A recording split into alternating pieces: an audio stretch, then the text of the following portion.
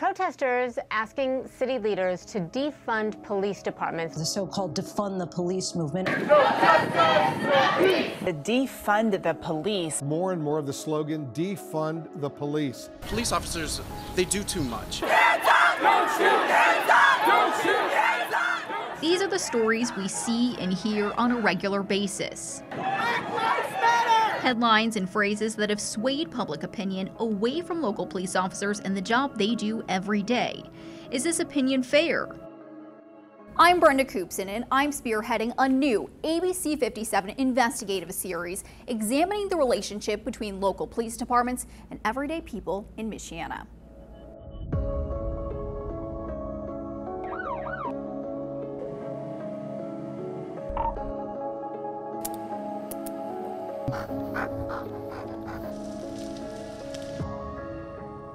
You do your job, you catch the bad guys. Sheriff's Department arrest warrant! Come to the door, make yourself known! And then they're out and about. Could you go ahead and put your hands behind your back for me, please? And doing the same thing they were doing that you arrested them for. That's the hardest part for sure, is wanting to make a difference and feeling like there's not a difference being made. For the past few months, we've been following the men and women who serve Pulaski County. That's about 70 miles from our studios here in South Bend. But before we get started, I want to introduce you to the people we've been following. First up is Seth Barton. I'm a deputy here with the Pulaski County Sheriff's Department.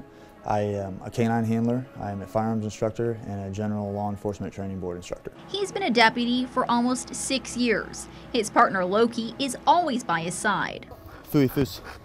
He is a Dutch Shepherd. He's from Hungary originally. He's about 5 years old. We've been working together for 4 years now. Well, I'm getting ready to walk through the jail, so... Next is Sheriff Jeff Richwine.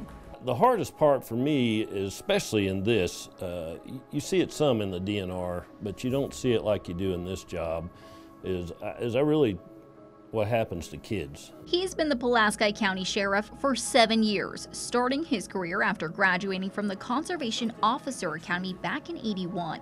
Next year is his last year as sheriff for his community. This is Jail Commander Steven Mundy. He's been commander at the jail for 1 year. It's Mundy. There's some cases like a medical emergency. If somebody's hurt, you have to go in there. In that case, you just got to keep your head on a swivel because you've got, like I said, up to 30 other human beings in there who may not like you. And like I've said, some of them don't have a lot to lose. He believes in rehabilitating inmates so they don't keep coming back to his jail. And finally, inmate Benjamin Fitch. I failed a drug test. They gave me 4 months. I've been here got 2 months to go. Ben has been fighting drug addiction for years and hopes more can be done to help him get cleaned up. 13 people work at the Pulaski County Sheriff's Department, serving a county of 13,000. The department serves 430 square miles, a space just smaller than what the city of Los Angeles can fit inside. It can be very overwhelming going from different calls, and you have to be able to flip a switch from going and dealing with a troubled child that you're trying to calm down to a guy who's extremely intoxicated.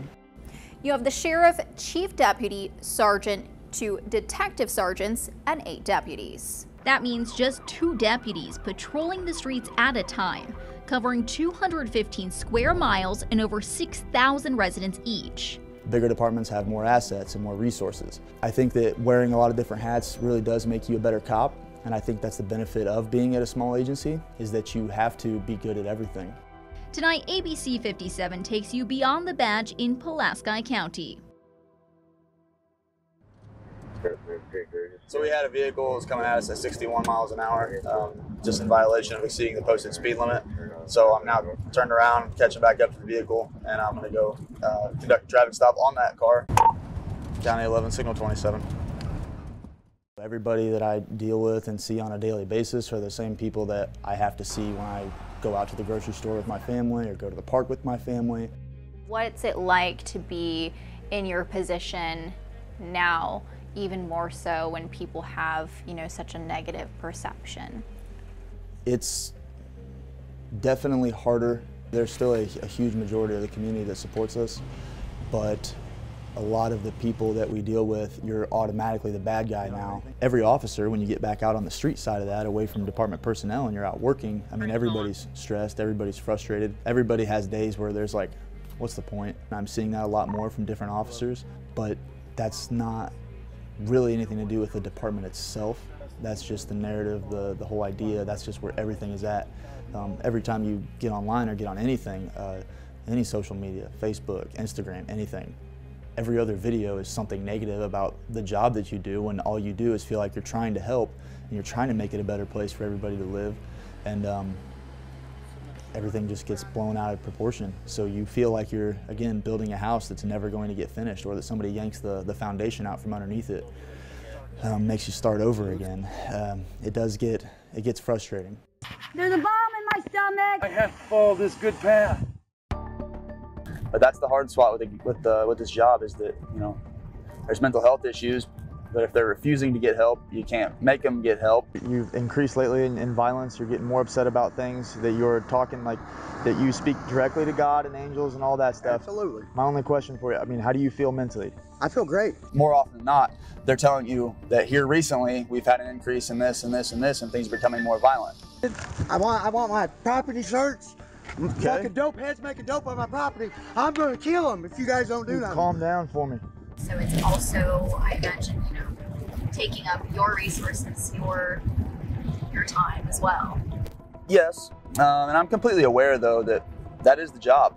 I understand he has a mental illness. Okay. No, Dad, I love you. We need to get off the road. Dad, come off the road with me. A lot of what I see is it seems like a common trend that if we have somebody that has been diagnosed with a mental illness, that they also seem to gravitate towards drug use.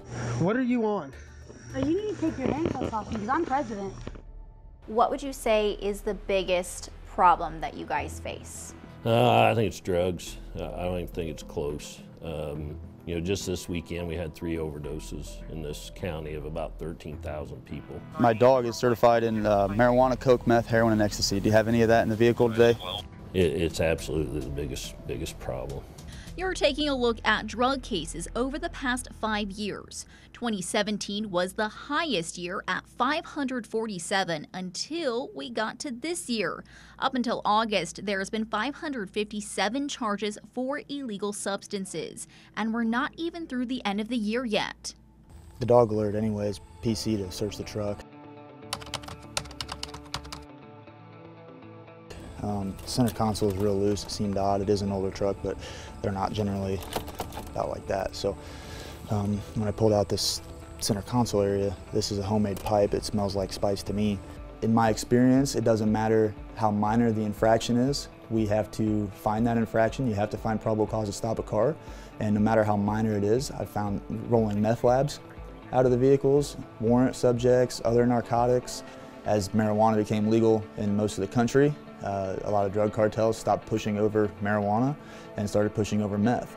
And what we've seen, the results of that, is that the meth that we're finding is a better, more pure form of methamphetamine. Looking at meth arrests year to year, starting in 2016, we saw 49, the highest in 2018 coming in at 77. And just through August of this year, they've seen 34 meth arrests. I would have expected, with it being legal in most other states, that we would find a lot more marijuana. We do find a lot of marijuana-related products, but I wouldn't have expected the meth problem to skyrocket as it has. I would not have expected the heroin problem to skyrocket as it has. We're a large rural county here, and we're still going a couple times a month to different overdoses, and sometimes a couple times a week. It hasn't always been this way. I'm told you used to have to go somewhere to get your drug of choice. Now it's easy to get locally, and it's taking over the entire community. Now kids are dying in the community, and people are strung out on heroin and stuff. 5 years ago, that never happened. It's in every family. College kids, rich kids, middle class kids. It's poor people, it's people that work, people that don't work. I don't care how you want to divide people, there's a drug problem. It's all related and it's all relative, and that's something that I think everybody can agree on. You don't want your children around that, or you go to the park to have a good time with your kids and you're worried looking over your shoulder or watching a certain person because they're a nuisance at the park. So it's an issue. We see it frequently. We deal with it a lot. And a lot of times it's the same individuals we are incarcerating over and over and over. Next, we're heading inside the Pulaski County Jail. Corrections field in general, I don't know a single county jail that's fully staffed, so burnout's a real problem. For a closer look at what's causing the inmate population to increase and how officers are dealing with problems inside.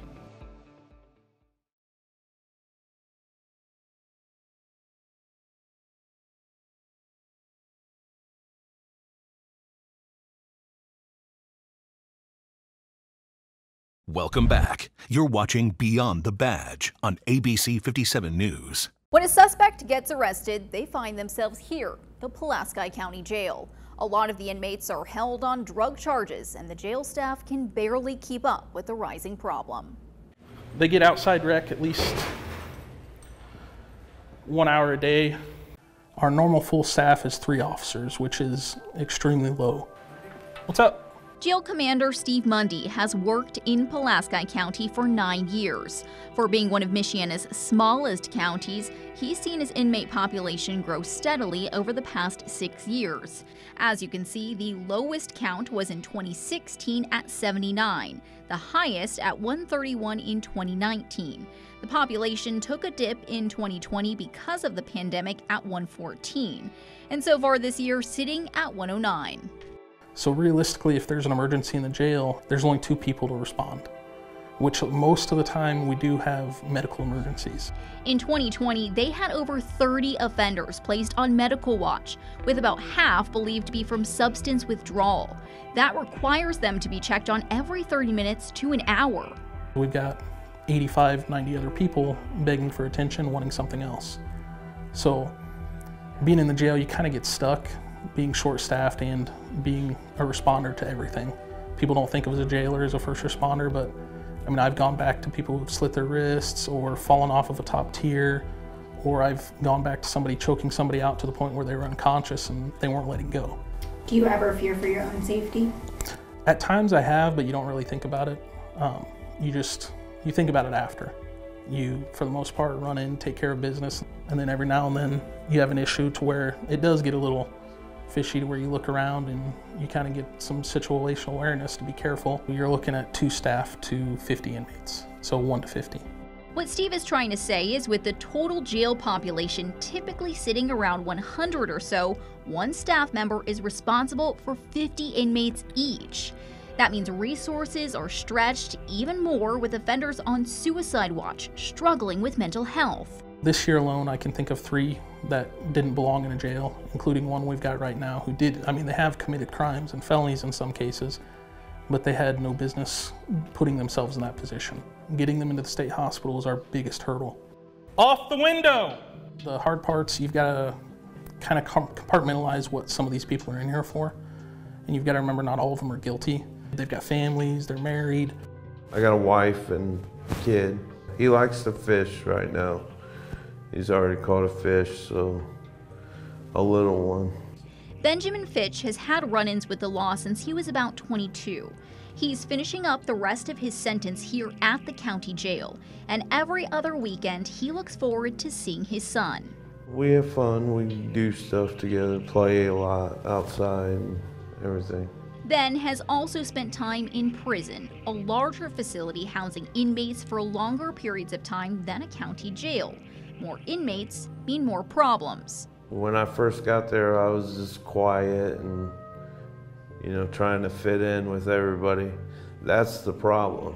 Then you start acting like them, and that's not good, If you're ever in prison, you always fear for your life. Ben says Pulaski County Jail has a different environment.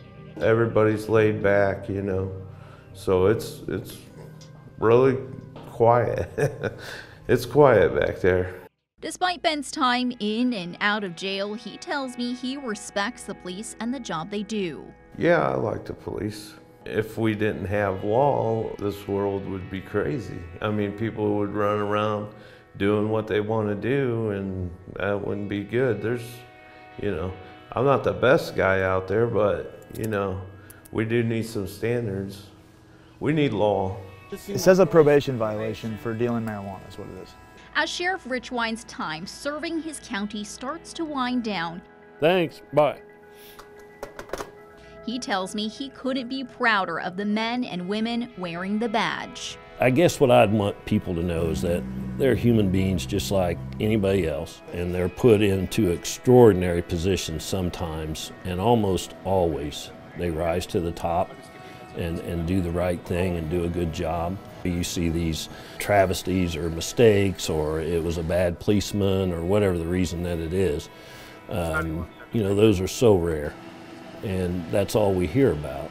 We don't want to be the bouncers. We don't want to be the guys that just show up and slap cuffs on a problem and it's solved. It's not how it works, and that's not what we're about. That's not what we're trying to do. I was knocking on your door to see if you knew if they were home or not. I think it's really important to realize that, yes, we are officers. Yes, we should be held to a higher standard. We're also people, and respect both ways goes a long way. I will come to your house and I will talk to your children about listening, and I will respond when you have your friend or your family member who's overdosing, and I'll save their lives. And I will do that every day I'm working until the end of my career. I'll do whatever you need when you call and whatever I can. So just don't try to hate me because I'm in a uniform.